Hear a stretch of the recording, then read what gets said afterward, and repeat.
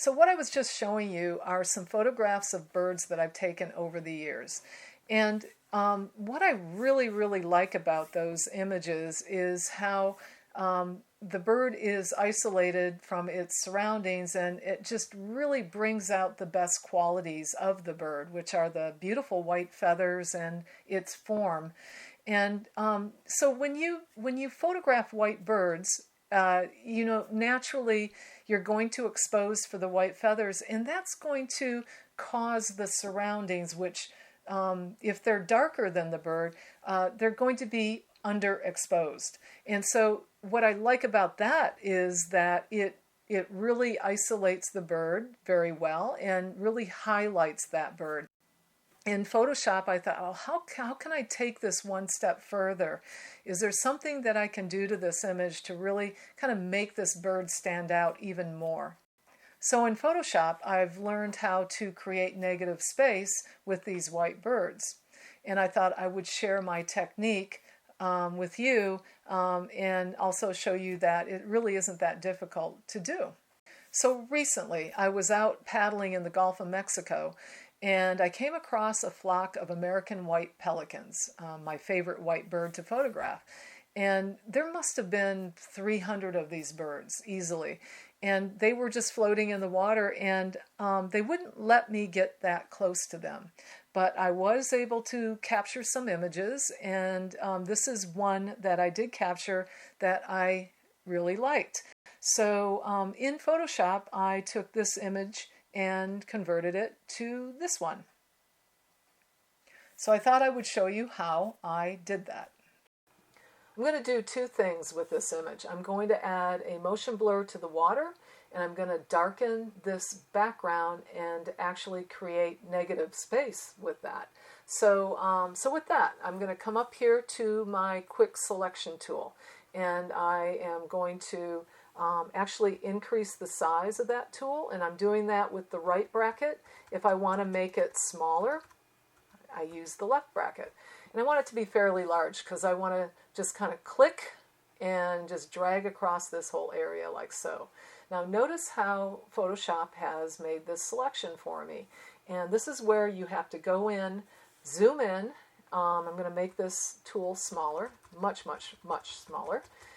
And this is where you have to really kind of pay attention to some details, because you don't want the selection edits to look unnatural against the unedited section. So, you want it to be a natural transition. So I'm going to go through here, and it doesn't have to be perfect, but I'm just going to hit the space button. That allows me to click and drag. So I'm holding the space button down to do this, right? And zoom in a little bit more. And any area that looks like it shouldn't be blurred, I'm going to try to subtract that from the selection. Now there is a select and mask window that you can open up. If I click on this, it'll open up that window, and it'll give you more tools to refine the edges. For this, I really don't need to do that. I just need to take a look at a few little areas that I have to coax the pixels in and out of the selection. So to remove these pixels from the selection, I hit my Alt button. Notice it becomes a negative. That's an eraser. If you're on a Mac, you're going to hit the Option button. You're going to hold it down, and I'm just going to kind of coax these pixels a little bit. Again, it doesn't have to be perfect. Let's see what it does. And, just clean it up a little bit, like so. It looks a little better. Okay, and I'm just going to drag across now and just keep doing that. And for the most part, it looks pretty good. This is an area that could use some work. I'm going to subtract some pixels here as well. And usually you'd be listening to music while you're doing this, or a podcast or something interesting.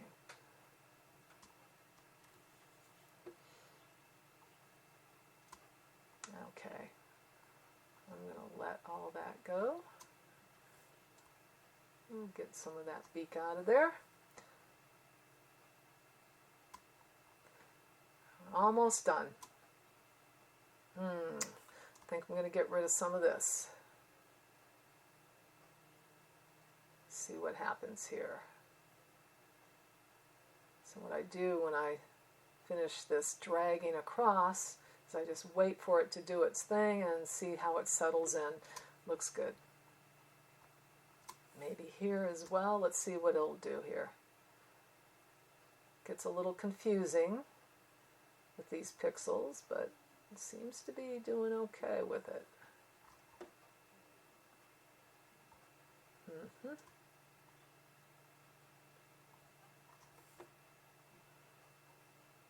Okay.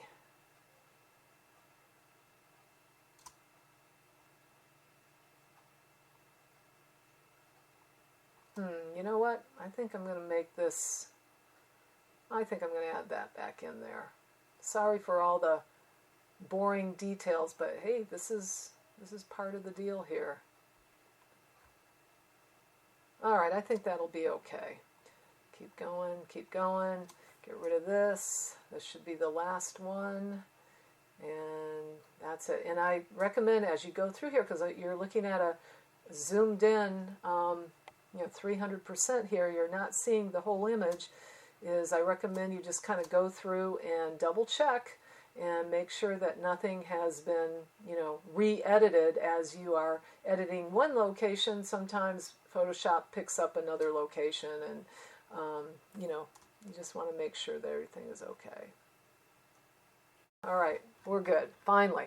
Okay, we got our selection, so what I'm going to do now is I'm going to right-click to open up this menu here, Layer via Copy. And there's my layer, and you can see the selection is the only part of the layer that's going to get edited.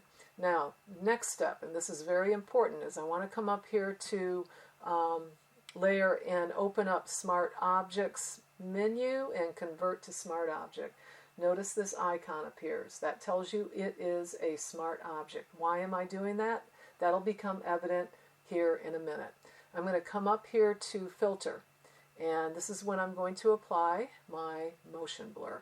And you're going to get this, this window, and this little screen here, I find it to be not very useful, but you can do as you wish with it, so we'll do that.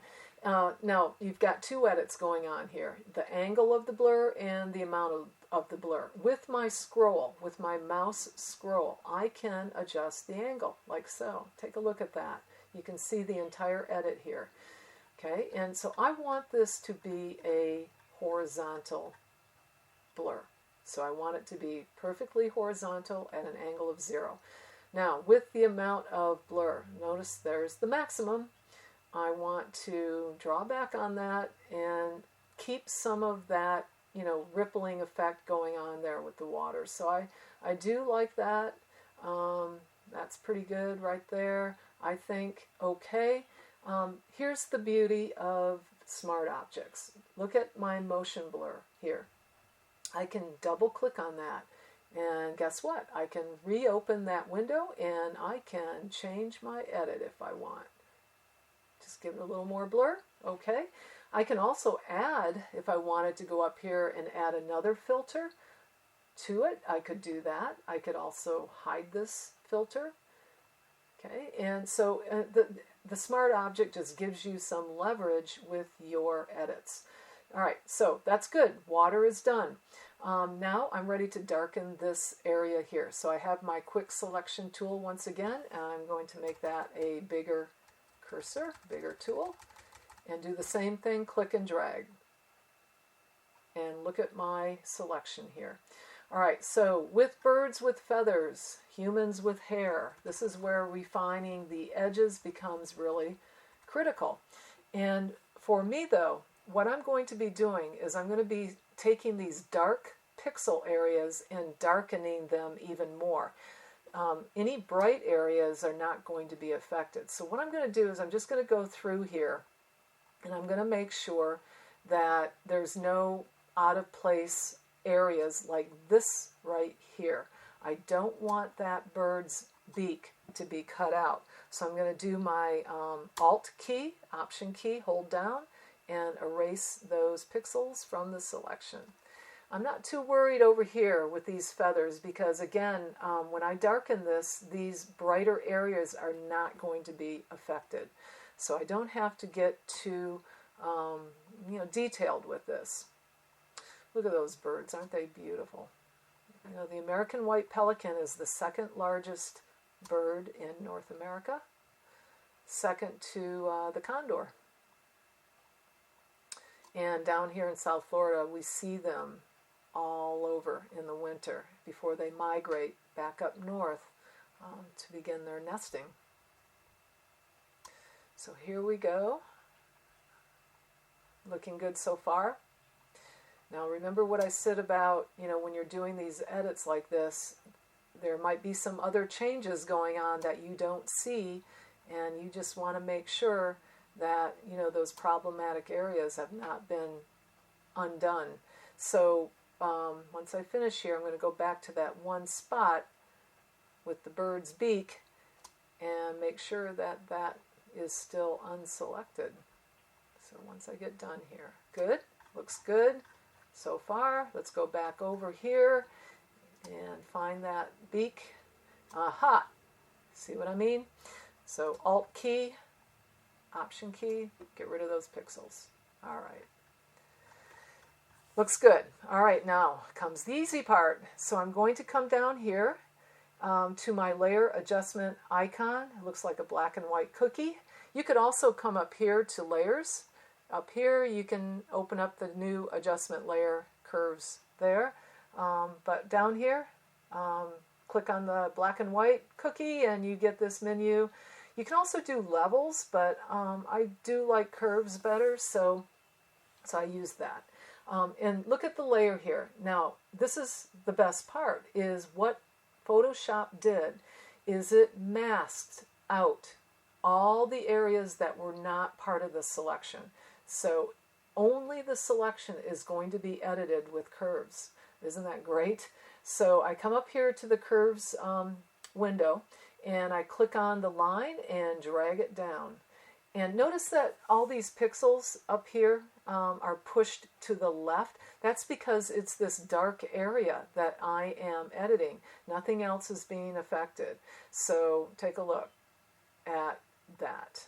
Okay, now just to be sure, I zoom in and just take a look at the bird's feathers, and not too bad. I'm not worried about that. It looks pretty natural to me. Looks good. So I'm going to do one last thing here. I'm going to go back down to this black and white cookie, and I'm going to do a hue saturation edit. And what I want to do is just give these orange beaks a little more pop. Maybe give the water color a little more pop. So in the hue saturation window, I'm not going to use the master. I'm going to use a selective color, yellow. And so when I slide to the right, look at that. Ooh, that's crazy. Not too much, just enough to give it a nice boost. And then come back up to cyans and do the same thing for the water. And look at that. Isn't that beautiful? Very happy with that. Now, let's look at a before and after. So, see these eye icons over here by your layers? Click and drag down. Look at that. There's your before. You're hiding those adjustments. And I'm going to click and drag up, bring it back. Look at that. Before, after. Beautiful.